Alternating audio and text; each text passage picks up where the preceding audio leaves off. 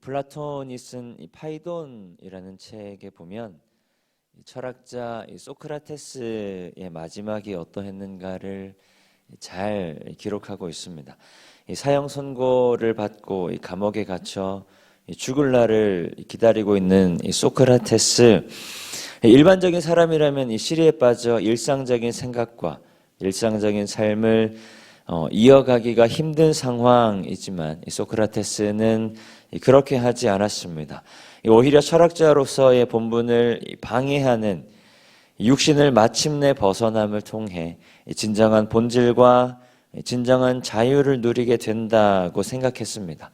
그렇기에 죽음은 결코 슬퍼하거나 두려워할 필요가 없다라는 것입니다. 소크라테스는 그렇게 감옥에서 죽음을 맞이할 때까지 자신을 찾아오는 제자들과 함께 삶과 죽음에 대해 끊임없이 고민하다가 그렇게 생을 마감했습니다. 인간으로서 그리고 철학자로서 자신이 할 수 있는 본분에 죽기까지 최선을 다한 것이다. 처음도 중요하기는 하지만 시작도 중요하기는 하지만 그보다 훨씬 더 중요한 것이 바로 이 마지막이라고 이야기들을 하죠. 인간의 생에 있어서 생명이 잉태되고 그리고 한 생명으로 세상에 나오는 것도 굉장히 중요한 일이지만 생의 마지막을 향해 나아가는 삶의 순간에 이 모든 것을 포기하고 남아있는 삶마저 내던져 버리는 것이 아니라 꺼져가는 삶의 끝자락을 놓치지 않고 주께서 주신 생의 마지막을 힘을 다해 살아내는 것 또한 그리스도인에게 맡겨진 굉장히 중요한 일, 굉장히 중요한 사명이라는 것입니다. 목숨을 다할 때까지 주께서 맡기신 삶을 놓치지 않는 것, 그것 또한 우리가 목숨을 다해 지켜야 할 일이라는 것입니다. 오늘 본문의 바울도 하나님께서 맡기신 사명의 끝자락에 서 있습니다. 다메섹 도상에서 예수를 만난 이래로 자신의 삶을 들여 사명을 붙들고 살았던 이 바울은 삶이 꺼져가는 순간에도 하나님께서 자신에게 주신 사명을 위해 자신의 삶을 조금씩 내어드리고 있습니다. 제가 참 좋아하는 말이 있는데요. 예수 그리스도만이 내 삶의 유일한 목적이자 소망이 되십니다. 이 말 하려고 살고 이 말하게 하려고 삽니다. 이 바울의 삶과 이 바울의 사명을 굉장히 잘 표현해 주는 말이 아닌가 싶습니다. 이 바울의 사명이 바로 예수 믿는 믿음으로 살고 그리고 또 바울을 만난 사람들이 예수 믿는 믿음으로 살아가게 하는 것이 아닌가. 우리 오늘 본문 21절의 말씀 우리 한 목소리로 함께 읽겠습니다. 너는 겨울 전에 어서 오라. 으블로와 부데와 리노와 글라우디아와 모든 형제가 다 내게 문안하느니라. 아멘. 바울이 디모데에게 이렇게 요청합니다. 너는 겨울 전에 어서 나에게로 오라. 유대력으로 겨울은 이 초막절부터 6월절까지를 가리킵니다. 우리가 세는 양력으로 하면 한 10월 정도부터 한 4월 정도까지가 되는데요. 한 6개월 정도 되는 기간입니다. 그 시기에는 이 위험성 때문에 이 지중해의 항해가 일시적으로 중단된다고 합니다. 그러니 바울이 겨울 전에 오라고 이야기하는 말은 디모데를 향해 자신이 죽음을 맞이하기 전에 얼른 자신을 찾아오라라는 말입니다. 바울이 그토록 디모데를 만나고자 했던 이유가 무엇이었는가? 바울이 죽음을 앞두고서라도 자신이 죽음을 맞이하기 전에 디모데를 얼른 만나고자 한 이유가 무엇이었는가? 그냥 믿음의 동역자를, 믿음으로 낳은 아들을 보고 싶어서이기도 하겠지만 그것도 맞는 것이지만 그런데 그것보다는 자신을 이어 복음의 일꾼으로 살아갈 디모데에게 아직까지 남기고 싶은 말이 많았기 때문입니다. 아직까지 전하여주고 싶었던 말이 많았기 때문입니다. 이 디모데 전서와 디모데 후서를 통해 자신의 뒤를 이어 교회의 지도자 복음의 일꾼으로 살아갈 디모데를 향해 많은 말을 남겼지만 그럼에도 불구하고 아직까지 디모데에게 남기고 싶었던 말이 많았던 것입니다.